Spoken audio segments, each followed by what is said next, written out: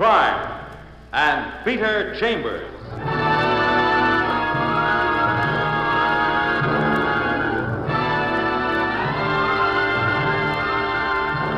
Created by Henry Kane, transcribed and starring as Peter Chambers, Dane Clark. You're a private eye. That's your business. Anything else? That's for laughs.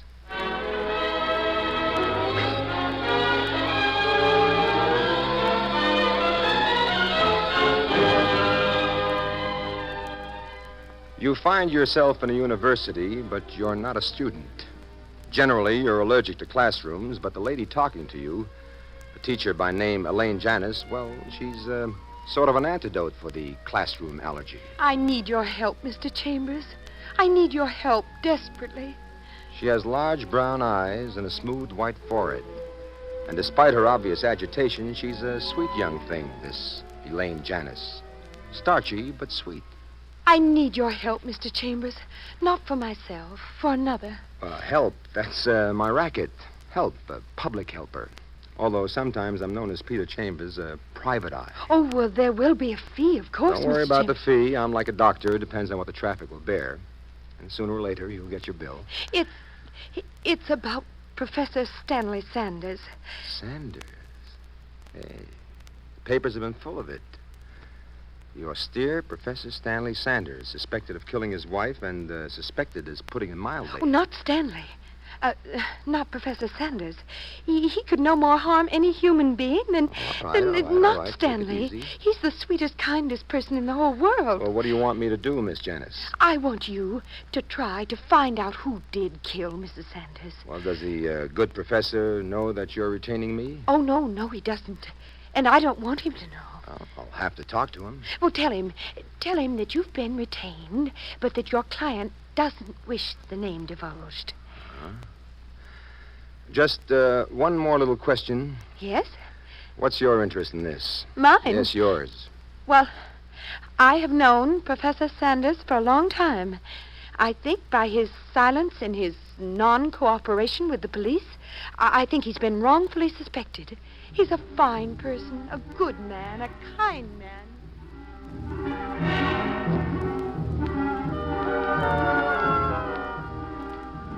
Professor Stanley Sanders lives in a suburb at the edge of the Bronx. You drive up there and you find a modest, neat little house. Yes? Yes, Mr. Chambers? The professor's a young man, sandy-haired and straight-eyed. Yes? What is it, please, Mr. Chambers? Well, I'm not here as a student, Professor Sanders. No. What are you here as? An investigator. Investigator? Are you from the police? No. I'm a private investigator. I've been retained to, look into the death of your wife. I'm sorry, Mr. Chambers. I don't know who retained you, and I don't care. But I've told the police what I know, and that's that. There's nothing further I can add. Professor... Now, if you please, I'm a very busy man.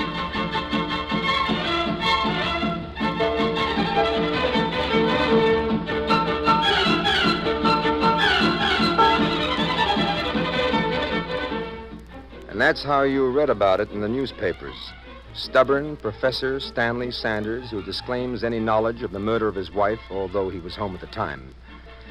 3 children, all of them up in camp. So you go to the fountainhead of information, police headquarters, and your very good friend, Detective Lieutenant Louis Parker. You're mixed up in a rough one this time, Petey, my lad. Louis, what happened there? Exactly what happened there? Well, all we got is Professor Stanley Sanders' story. All right, what's the story? Well, it's about a week ago. Yeah? It's a warm night. 3 kids are off at camp. Professor is alone with his wife at their home in the Bronx. Now, he's wearing slacks and a sweatshirt. Look, Louis, I'm not interested in the sartorial Well, effect. be interested. Well, why must I be... Because it's got a bearing on the case. All right. All right, okay, all right. Okay. Well, about 10 minutes before the murder happens, Professor Sanders is seen strolling outside in the slacks and the sweatshirt. Then he goes into the house. The rest is his story. All right, what is his story? The wife was in the kitchen. He went upstairs to the bedroom to read. So, according to him, he hears sounds of a scuffle. He runs downstairs and he gets hit a hard blow on the neck. Knocks him out. When he comes to, his wife is on the kitchen floor. Stabbed 15 times. She's dead. Sweatshirt he was wearing, it's gone. Missing. And so? So, that's the story, period. Guy himself, the professor, he absolutely refuses to cooperate any further. Well, what's he got to cooperate about? Oh, now listen hard, Mr. Peep, and try and think like a grown-up detective. I'm listening, Master. Look, I'm a harness bull. I don't do the glamour routine like you guys. I said I was listening, Louis. All right. It's an isolated home on Staten Island. Wife stabbed to death. Nobody home except him and the missus. Kitchen knife missing, sweatshirt missing right off his body. And what are your ideas on that? Well, only that the sweatshirt was blood-stained and he got rid of it together with the knife. We accuse him, he refuses to talk, except to deny the murder. We want him to take a lie detector test, refuses, absolutely.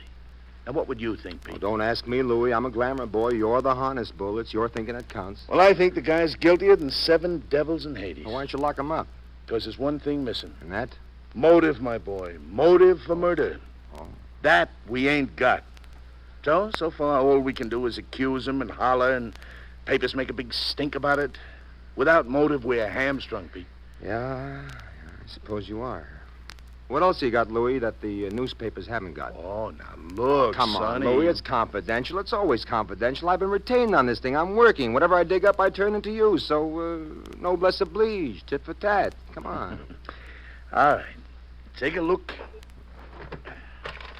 Search of the house disclosed these. First, a note. Typewritten note. Let me see it. Yeah.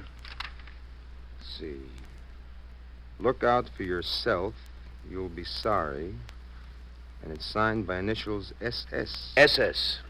Stanley Sanders. And a couple of weeks ago, he was out of town, so it figures that he wrote her this nice, sweet little letter. We found it in her handbag. And what's the rest of this stuff? Menus. Hey? Mm-hmm. Menus from restaurants, nightclubs. Looks like she was one of them collectors, menus. Can I see that? Yeah, help yourself, detective. Thank you, Detective. Don't mention it, detective.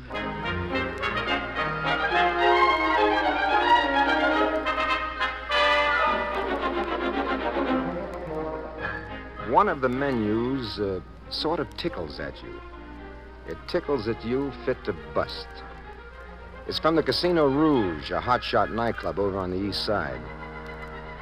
So you take your leave of your beloved harness bull, but you're too early for the Casino Rouge, so you try Professor Sanders again. There's absolutely nothing I can tell you, Mr. Chambers. Nothing that I haven't already told the police. Well, what about that note, Professor, that typewritten note that they attribute to you? I didn't write that note. Then why don't you submit to a lie detector test? Because there's no reason to submit to it. I'm not a criminal. I've lived an exemplary life all my life. I have 3 children whom I adore. I'm not riffraff, scum. Look, There's no reason to submit to a lie detector test. I've told the police exactly what occurred, exactly what happened that night. Well, do you have any explanation for the disappearance of your sweatshirt right off your back? No. Well, what about the kitchen knife, which in this case seems to be the murder weapon? I have no explanation for that. But it's not my province to find explanations. That's the business of the police. Well, Prof, do you know a lady by name of Elaine Janis? Yes. Yes, I know her. She teaches at the university. Look, Professor, how did you get along with your wife? Was there Mr. any... Chambers, I consider that an impertinent question and one that will end this interview right now. Good day to you, sir, and please don't trouble to come back.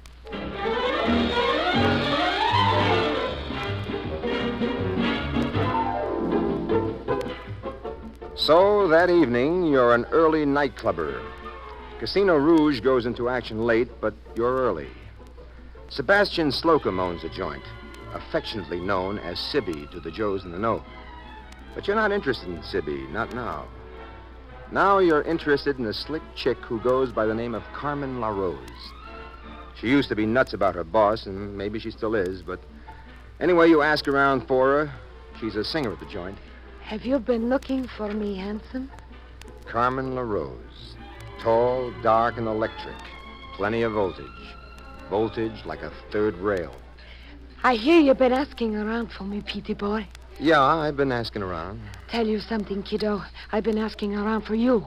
Like how? I called your office a couple times when I got the chance. Well, who's been stopping you?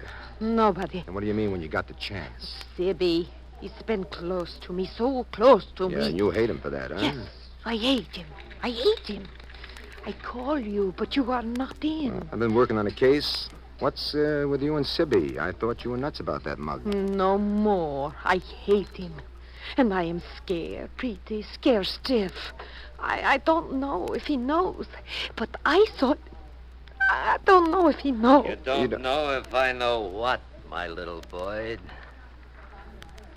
Well, how you doing, Sibby, my little boy? I don't like you in my place of business, Snooper. Me, Sibby, my little boy? I don't like no coppers in my place of business. I'm no copper, Sibby. To me, you're a copper.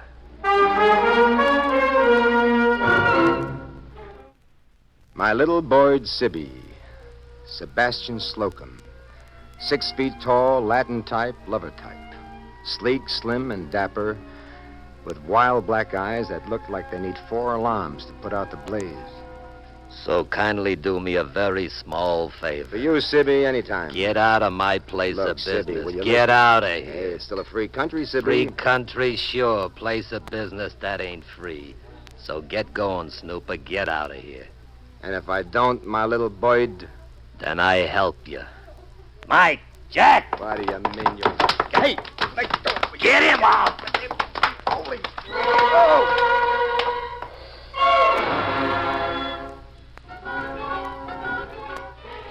Have you ever been bounced out of a nightclub? Happens to the best of people. Makes you a member of a very select circle.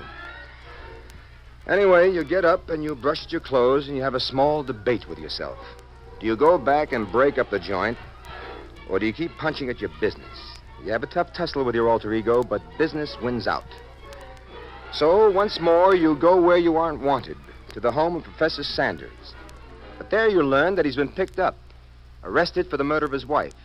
So you hightail it down to headquarters, and you're ushered into Parker's office, and there they are. The good lieutenant, the professor, and what do you know? Elaine Janis. Okay, Pete, we got the whole story. We even know that Miss Janis retained you to help our professor here. Well, you said you didn't have enough on him, Louis, until you had a motive. Which is what we got right now. Plenty of motive. Like what? Like love. Love? Mm-hmm. That's motive for murder? It is when you're in love with the wrong party. I had to tell them, Mr. Chambers. I had to talk. I couldn't hold it any longer. Holding it back was, well, it was like lying. Yeah, but you don't... And they should know everything. They should know the truth. Truth? What truth? Dear Professor Sanders and dear teacher here are very much in love. Professor asked his wife for a divorce. His wife refused. Good enough, Detective? Do we have a motive? You see, he didn't do it. I'm perfectly confident. And I want you to know everything, but he didn't kill her. You want to talk, Professor? I've told you all I intend to tell you. I'll add that I did ask my wife for a divorce and that she refused. But I didn't kill her. As to that, I've given you all the facts. Now, are you in love with Miss Janis here? I am, and I would like to marry her, but I'm not a murderer.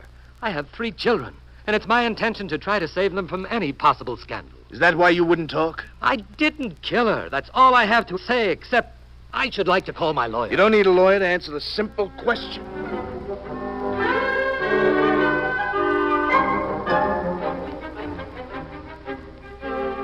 And so it goes deep into the night. They put the grill on Professor Sanders, but he clams tighter than a teenager's evening gown. And finally, when Parker throws his hands up in disgust, you get out of there. And where to? Casino Rouge. You owe a debt there. Your dignity's been bruised, among other things. But you're late. Carmen LaRose left with Sebastian Slocum. You throw the bartender a couple of tens, and you learn that Carmen lives up at Rye Beach, a little shack up at Rye Beach. It takes you a half hour to get there, and then you mosey over to a window, and you make with the gander. And there they are, drinking it up, the 2 of them. The window's locked from the inside, but you can hear. Nothing, Sibby. I didn't see nothing. I don't know what you're talking about. You can tell me, honey. I don't care if you saw. But I want to know. I don't want you holding out on Sibby. Here. No. Here, have a little belt. Have a little belt on Sibby. You wouldn't hurt me, Sibby. You wouldn't do me no harm, huh? Wouldn't hurt a hair on your head, my little boy. Now, come on. Loosen up. Did you tell me that night? Yeah. Yeah, I did. I was crazy jealous, Sibby, on that phony society dame. You were a toy to her, a plaything, and you were thinking she would divorce a guy for you. Shut up. Okay. I'm shutting. Don't ask me no more, Sibby. No more. I don't want to talk no more. I didn't see nothing. I don't want to talk no more. Don't you worry, my little Boyd. You ain't gonna talk no more. Never. The guy pulls a knife that looked like it's a foot long. You go into action. You crash the window. And you are in action. He's tough, but he's not tough enough. And when you're finished... He's stretched out, cool and comfortable. And nobody's going to hear from Sebastian Slocum until he gets dialed in. But meanwhile, you've got Carmen LaRose on your hands. And I mean on your hands. Hold me, Petey. Kiss me. Carmen. I am afraid. Hold me, please. Hold me. Easy does it, Carmen, girl. Hold Take it me. easy. Kiss me. What's going on here? Kiss me, please. Look, Carmen, my little boy, this isn't the time. It's not the place. It is when I am frightened. When I am frightened, I am like a little child. Please, but- kiss me, please. Okay. And now, Yes. talk it up, sister. Oh, yes, I will. Once I love him. I thought I love him. No more, huh? No more. He is like Tomcat. Women, he does not care. Anyway, this one came. This one, for once, he is entangled. A society thing. This professor's wife, this Mrs. Sanders. Yeah. She lead him on. She lead him by the nose. She is one to enjoy, but she does not become entangled. So then Sibby talks to the wife, and she laughs in his face. She says she is happy, protected as a married woman. So? So later on, he types note to her from Casino Rouge office. He thinks I do not see it, but I see it. I see a threatening note. And she comes then to the club. And again she laughed at him. She laughed right in his face. And then? Then last week he goes there. I go after him. He does not know it, but I am tailing him because I want to know. I want to see. The husband is upstairs. I am by the kitchen window. They fight, they argue, and he kills her. Butchers her with kitchen knife. The husband comes down the stairs.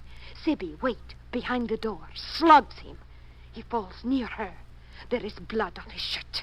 Then Sibby takes the shirt off him, takes the knife, and he goes. You got any idea why he took the sweatshirt? I imagine to make something that cannot be explained. I imagine to put the suspicion on the husband. Yeah. So- I imagine that you imagine pretty good, my little one. So now, please hold me. Please kiss me. Hey. I am afraid. Oh, please.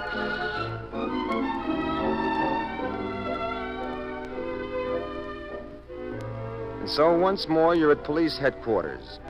Sebastian Slocum is confined to the calaboose. Carmen LaRose is held as a material witness. And Professor Sanders, free as a lark, is in Parker's office with Elaine Janis. And you're listening. Professor, I don't get you. I simply don't understand He you. is a good, dear, fine man. Yeah, but he almost got himself fried in the hot seat clamming up like he Oh, did. there are all kinds of people, Lieutenant. Yeah, there certainly must be. Scandal, Lieutenant. I shudder at it. I have 3 children. So you told me over and over and over. Let me give you a little background, Lieutenant. My father was a minister. My mother a devout woman, a social worker. I was brought up very strictly. I am, in essence, an old-fashioned man. So, you knew about Slocum? He came to you to ask for your okay for a divorce. Why didn't you tell us? Scandal again, Lieutenant. Bad enough she was dead. I wasn't going to heap scandal upon scandal. My children, my community, my students. Oh, what a guy. Yes, he's the dearest, finest Yes, person. but not taking the lie detector test, holding out on your affection for Miss Janis here, and holding out on that Sebastian Slocum thing and that note, the typewritten note. Weren't you worried, man? Not for a moment, Lieutenant. As I said, I am a devout man. I knew that one way or another, truth would out.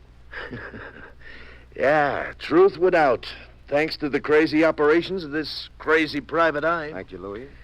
Well then, Lieutenant, may we go? And peace go with you, Professor. You're quite a guy. Bye, Miss Janis. Bye now. Bye, Lieutenant. Professor. Mr. Chambers. Bye. Bye now. Ay, what a man. Yes, sir. There's a certain simplicity, a certain integrity. You got to hand it to him. Yeah, I suppose you have to. All right, now let's get to you. What sent you off to that Casino Rouge? Well, you did, Louis.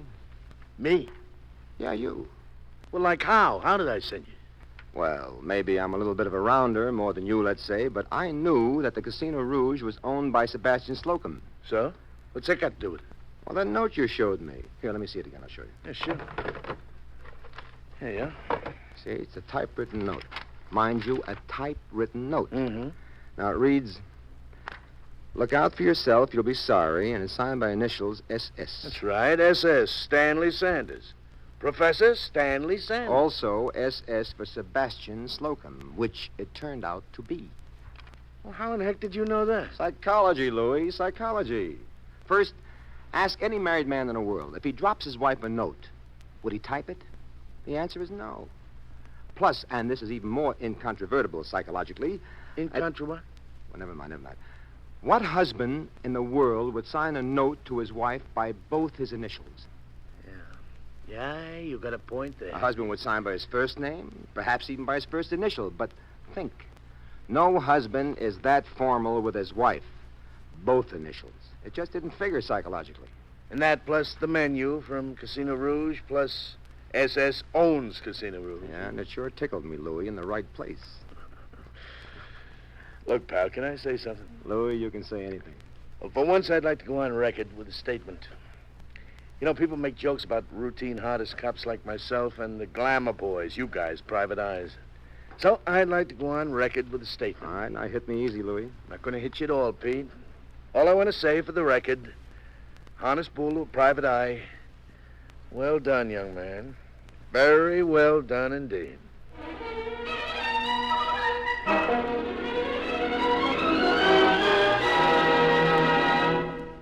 And there you've had Crime and Peter Chambers.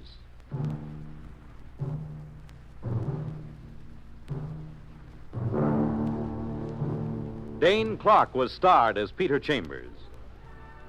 Crime and Peter Chambers Transcribed was created and written by Henry Kane. Others in the cast were Bill Zuckert, heard as Lieutenant Parker, Mary Patton as Carmen, and Bill Lally as Dr. Shepman. It was directed by Fred Way. This is Fred Collins, inviting you to tune in next week, same time, same station, for Dane Clark in Crime and Peter Chambers.